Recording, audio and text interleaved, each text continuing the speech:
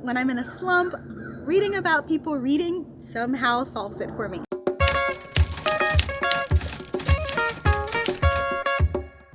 Hey guys, welcome back. I'm super excited about today's video because it's talking about two of my favorite things. One, mystery books, and two, books. What I mean by that are cozy mystery books that feature books, be it in the form of people who work at bookstores, people who have book clubs, people who are librarians, anything to do with books. And there's something interesting that I find whenever a character in a book has the same hobby as I do, and obviously reading is one of my hobbies. And so ever since I came across the cozy mystery genre a few years back, I discovered that there's this whole subgenre, this whole category that essentially feature books. So in today's video, I kind of wanted to go over some of my favorites, not only so that I could just share them with you guys, but also if you were looking for a place to start with the cozy mystery genre and you wanted to read books about books, hopefully you can get some inspiration from this list. So let me actually start off by explaining what a cozy mystery is in case you don't know. It's actually a subgenre of the overarching mystery genre. However, what sets cozy mysteries apart, there's a couple of things actually, and it just has to meet these criteria. The first one is that there's never really anything graphic, gory, or gratuitous. So for example, the deaths that take place, they're not really gory or bloody. A lot of the times they will feature maybe death by poisoning or death by, let's say, falling or drowning. Essentially nothing that's gonna leave a lot of gore and just bloody bits that we're used to in some of the darker mysteries. Another trait is that there is often no gratuitous sex. So obviously there are characters who have maybe a subtle romantic arc, or there are books that feature couples that are married. However, you're never going to see anything beyond maybe like a peck on the cheek. Any kind of hooking up that the characters do, it's essentially going to be off screen. So what that means is that you'll get the implied, but you're never going to read about an overt sex scene. And lastly, in terms of the language is never graphic. So there's no swearing, no F-bombs being dropped. You might get a damn, but that's pretty much it. So think clean and wholesome, but yet still involving murder. Actually, Agatha Christie's Miss Marple is probably the best example of a pretty popular cozy mystery genre, and if you guys are familiar, you know that Agatha Christie's books aren't boring, it's just that they're not gratuitous. So that's what a cozy mystery is. Now, as far as the books that I have selected today, like I said, they all feature books in some way. So let me start off by telling you my first example, and it is actually the Book Retreat Mysteries.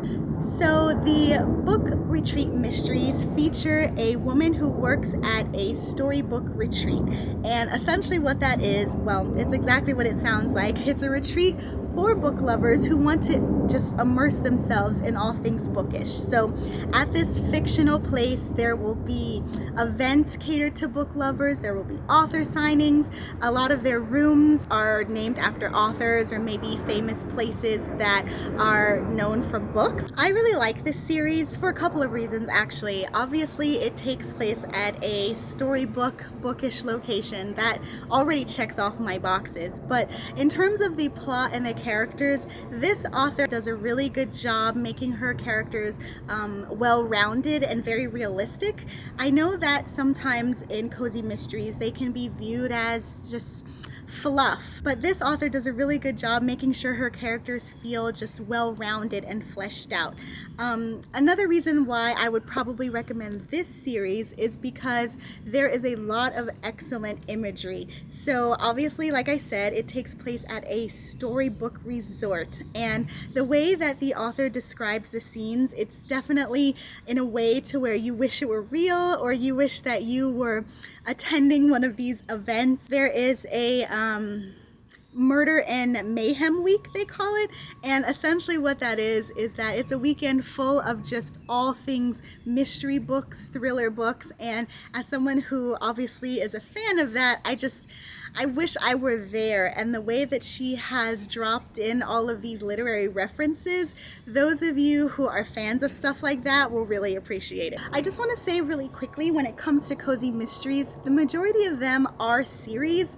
However, I would say that you don't typically need to read them in order. So any of the books that you see me mentioning today, while I may start off talking about the first book, you don't have to read the first one. I know I particularly like to do that just because I like to have a proper introduction to the world and the characters. But when done well, each cozy mystery book that is in that series, the author takes the time to kind of reintroduce you to the characters and kind of lay the groundwork before diving into the story. So you could really just pick up where you want or go with the book that has the plot line that interests you the most. So the next series that I want to talk about is the Bibliophile Mysteries. It actually starts off with, let me grab it, Homicide in hardcover, and this deals with a book restorer as the amateur sleuth. This one is really interesting because, first of all, I had never heard of book restoration before I read the series, and it was really interesting to kind of understand the process that goes behind it.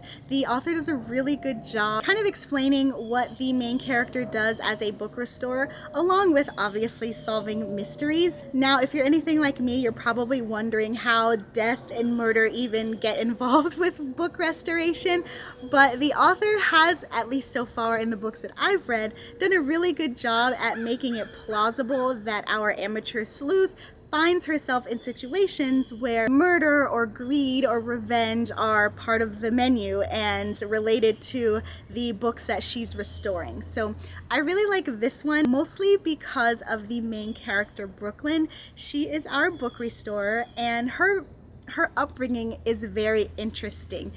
She comes from a commune, which sounds very weird, and it's funny because she recognizes that it's weird. However, once you meet her family and once you kind of see how she grows up, they just become this quirky cast of characters who are more entertaining than weird. So I would definitely give this one a try as one of the books if you're looking for a main character who deals with books. Next up, we have the Booktown Mystery Series. This particular one that I'm holding up, Chapter and Hearse, is actually the fourth book in the series. However, like I mentioned before, you can start wherever you want in the series, but this series is really interesting because of the town that it takes place in. Exactly what it sounds like, Booktown. It is a town whose main attraction are different genres of bookstores, which, first of all, sounds amazing to me. This one features a main character. Her name is Trisha, and she owns, she owns a mystery bookstore. Oh, perfect. Because she owns a mystery bookstore, she naturally is obsessed or intrigued by any kind of real life mysteries that happen. So when the deaths do occur in the different books, she can't help but get involved just because that's her nature. Next up, we have the Books by the Bay Mysteries. This is the first book, A Killer Plot, and it deals with books in a different way, whereas the main character is a struggling author. In the first book in the series, Trisha and her writer group are trying to find a killer who is going around killing people and leaving haikus next to the body. It's really interesting because the author also writes haikus in the story so that you can see what the haikus are that are left next to the dead bodies. I do find that it's always interesting when the author takes it to that next inception level and either includes passages of a fictional book or, in this case, poems. Last up, we have a Beyond the Pages bookstore mystery. This is the first book in the series, Murder by the Book. It also features a heroine who has her own bookstore. This one is a little different because the way that she got her bookstore is that she was bequeathed a large amount of rare used books, and so she decides to just pick up everything and move to the town where she spent her summers as a little girl and open up her own bookstore. I really like this one because of its location. It takes place in a New England town, and I love that because as someone who has spent the majority of her life in warm weather temperatures like Atlanta or LA, I'm not really used to having a fall, and to have that description where the author describes in great detail all of that cold weather months, I really enjoy that. So this particular series features our main heroine, Addie. She has to solve the murder of one of the local people because her best friend is being framed for it, and obviously her best friend didn't do it, and so Addie needs to investigate and poke around in the small town goings on to figure out what really happened. Okay, so those were just a few of what's a plethora of cozy mystery books featuring books, authors, bookstores, etc. What I really like about cozy mysteries in general is that small town feel that you get.